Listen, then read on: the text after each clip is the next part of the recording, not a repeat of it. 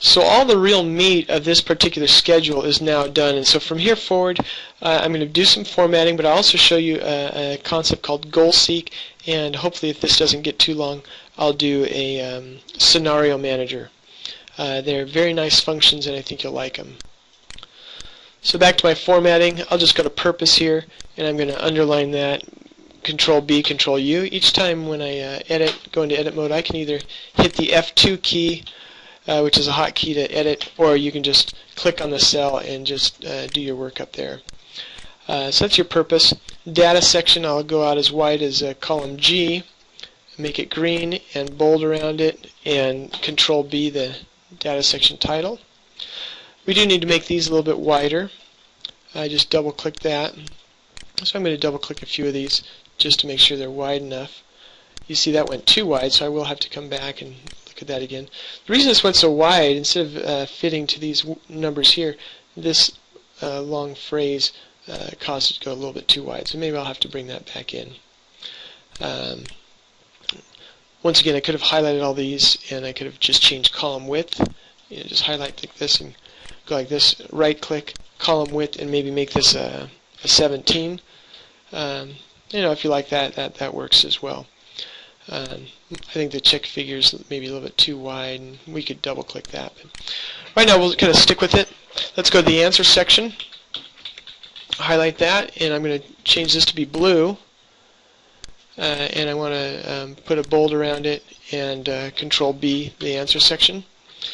The backward proof, I'll make this really kind of a bright color to let people know that these are two different methods. Backward proof. Now you notice I went and did that formatting. I can highlight, I can go shift and right arrow key, so I'm highlighting both those. I can choose a format painter and I can drag and drop that format. So if you do some work that you like the format of, you can drag and drop it. Now moving down, it would be nice to have these rows different colors, so a really quick way is to just move your cursor into cell B24 and go up under the Home ribbon, Format as Table, and let's just choose this light blue here. Well, why don't we do a darker blue, a medium blue. Okay, I'll just click on that. It then says, hey, are you sure this is the full table? You notice I only clicked on cell B24, but it says, hey, I know this whole table probably all wants to be together. I do have headers, which means titles for each of my columns, and so I'll leave that check mark. I don't want to go like that. I want to leave it, and therefore back again.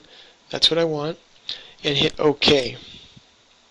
So what this just did is it changed the coloring in my table, and also change this to be a filter. So for example, if I choose period and I remove select all and I say, well, I want to look at period 4, it then filters for period 4. And so you can filter on any one of these columns, and I'm going to go bring that back. Okay, so let's do the same thing for the next one. Click on period, format as table, and maybe I'll do this a green.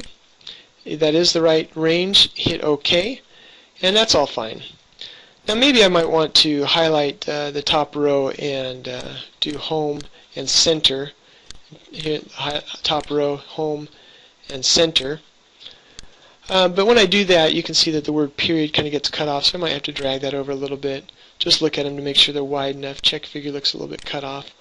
But it looks like we're good as to the formatting.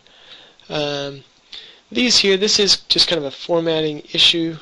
You could just go right here and choose comma, and let's do maybe currency actually. That's counting. I want to do currency.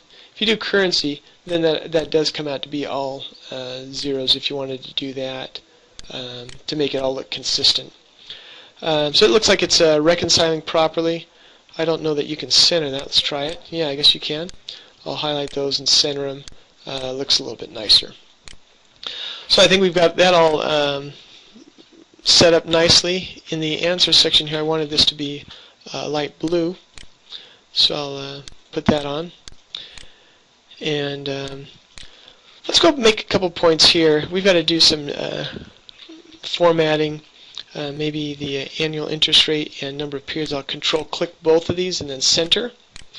I'll highlight these two and maybe make it a currency, and then ordinary annuity, I'll center that.